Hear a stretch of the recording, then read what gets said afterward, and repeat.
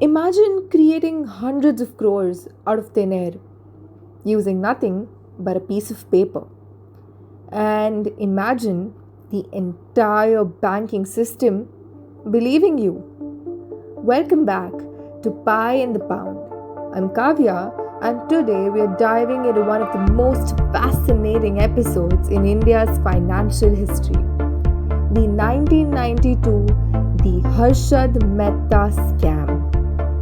Most people know it as the biggest stock market scam, but very few understand what actually happened. I'm not here to retell the dramatized version. I'm here to break it down the way an economist sees it through incentives, information asymmetry, broken market structure, and flawed mathematical logic. Because when you understand the mechanics behind a crisis, you understand something much deeper. Markets don't collapse because people are evil, they collapse because systems allow them to. So, let's get into it. Before we talk about the scam, we need to talk about the man. Harshad Mehta was not born into wealth. He grew up in a lower middle class Gujarati family, worked small jobs from selling hosiery to working as a clerk before finding his way to Mumbai. His entry into finance began humbly as a jobber at the Bombay Stock Exchange. But what separated Mr. Mehta from most traders was his confidence, charisma, and his almost infectious belief in stock market potential. Over time, he launched his own brokerage firm, Grow More Research and Asset Management, and aggressively built his reputation. Media adored him. Retail investors followed him, and he soon earned the title the Big Bull. Mehta didn't just trade, he preached philosophy, particularly the replacement cost theory, arguing that Indian companies were undervalued because their stock prices didn't reflect what it would cost to build them from scratch. Was the theory academically solid? Debatable, but it captured investors' imagination. Some finance experts believe Harshad Mehta did not commit any fraud. He simply exploited loopholes in the system. To them, he wasn't a classic criminal, but someone who understood the system and the loopholes better than the system understood itself. He lived like a financial superstar, a sea facing apartment, foreign cars, expensive suits, and became a symbol of ambition in a newly liberalizing India. All of this set the stage for what came next. The system before the storm. If you want to understand why Mr. Mehta succeeded, you have to understand the system he operated in.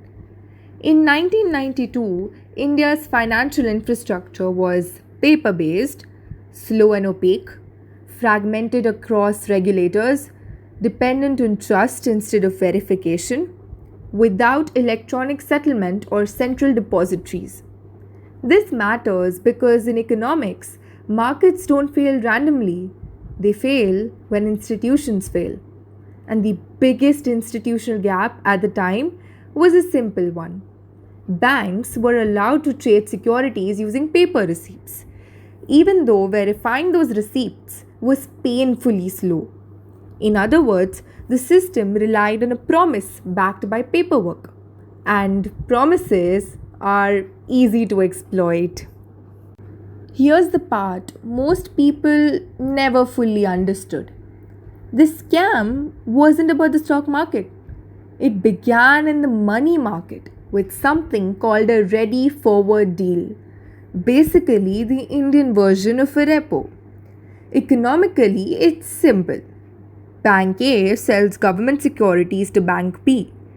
Bank A agrees to repurchase them later at a higher price. That difference equals to interest. This is legitimate. But here's the fragility. Instead of moving actual government securities, banks used bank receipts, also known as BRs. A BR is supposed to confirm that the securities exist, but verifying this was slow and manual. So, if you think about it mathematically, a BR is like a claim on an asset. If the number of claims exceeds the number of actual assets, you've created a shadow money multiplier. This is exactly where Mr. Mehta stepped in. So, now let's walk through the mechanism clearly. Step 1. A bank issues a BR without owning securities. So, basically, this BR says you will get securities worth 500 crore rupees. But these securities don't exist. Step 2. Mr. Mehta takes that BR to another bank. Because the system was trust based, the second bank transfers the money immediately. That's 500 crore rupees of real money created from a fake piece of paper. Step 3. Mr. Mehta deploys the money into the stock market. And here's where economic dynamics take over. The Indian equity market at the time was shallow, retail heavy, low liquidity, and psychologically reactive. Injecting huge liquidity into such a market creates a demand shock. Stocks like ACC skyrocketed from around 200 rupees to nearly 9,000 rupees. Not because fundamentals changed, but because liquidity changed. This is one of the purest real world examples of price elasticity of demand, informational cascades, positive feedback loops, leverage induced asset inflation. Mr. Mehta wasn't just trading stocks, he was trading expectations. And in financial markets, expectations often dominate fundamentals. Once the stock prices shot up, Mehta used the inflated shares as collateral to borrow even more money. Economically, this becomes leverage, higher prices, more leverage, even higher prices. This loop is identical to the 2008 mortgage crisis, the dot-com bubble, the 1929 crash, and even modern crypto leverage meltdowns. Different assets, same mathematics. When leverage grows geometrically, even a tiny disturbance can collapse the entire structure. The scam didn't unravel because someone outsmarted Mr. Mehta.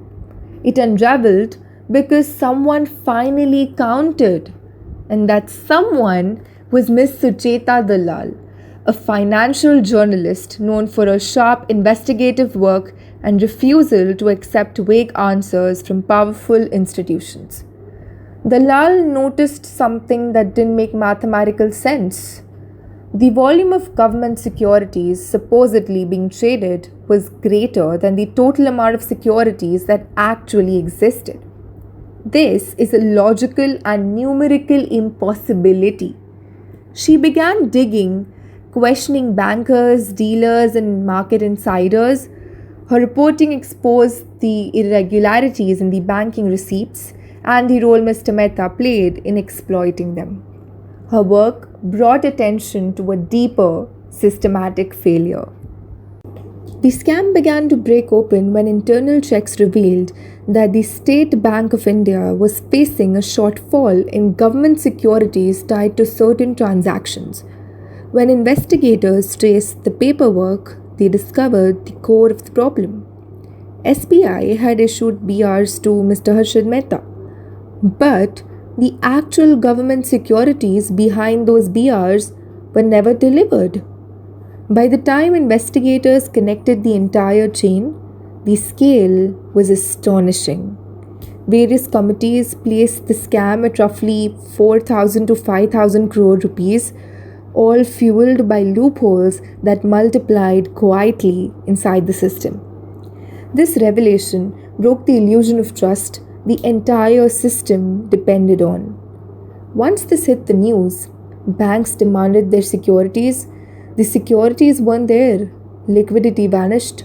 Stock prices collapsed. And then came the crash. The Sensex fell from around 4,500 points to nearly 2,500 within months. Billions of rupees in investor wealth were wiped out. This wasn't a correction, this was a systemic meltdown. Economists call this a sudden stop, a point where trust, liquidity, and credit all vanish simultaneously. The real legacy of 1992 wasn't Mr. Harshad Mehta, it was reform. SEBI gained real authority, the NSE was launched, electronic settlements replaced paper, dematerialization was introduced, a modern, transparent financial system began to emerge. The scam didn't expose a criminal, it exposed a system vulnerable to rational exploitation. And this is one of the biggest lessons in economics. Individuals act within incentives. If you want better outcomes, design better incentives. So, the 1992 The Harshad Mehta Scam isn't just a story about a man, it's a story about a system and a reminder that economic structures matter just as much as economic choices. Because whether it's 1992, 2008, or 2024, markets don't break because people are greedy. People have always been greedy. Markets break when the math that holds them together stops working. Thank you for listening to this episode of Pie and the Pound. I'm Kavya, and I'll see you in the next one.